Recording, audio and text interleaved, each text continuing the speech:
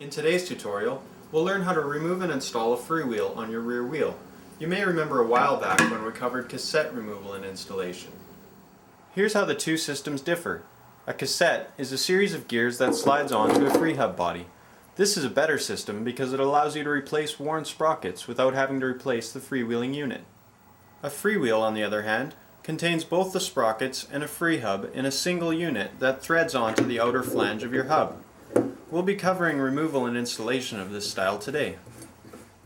For this job, you'll need a notched freewheel remover and a large wrench or vice clamp. First, you'll have to remove the rear wheel from your bike. Then in some rare cases, the axle nuts will be too big to allow the freewheel tool to slide into the freewheel, so you'll have to overhaul the hub to remove them first. Now slide the freewheel remover into the inner slots of your freewheel and loosen it with your large wrench by holding the wheel firmly on the ground and turning your wrench counterclockwise. If your freewheel is really tight, you may need to mount the tool in a vice clamp so that you can use the wheel as leverage.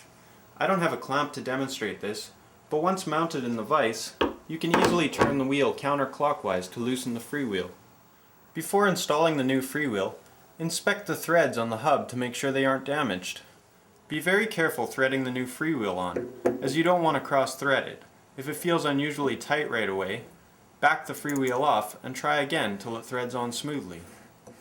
To tighten a freewheel, all you have to do is get it finger tight and then go for a ride. It'll tighten itself while you're pedaling.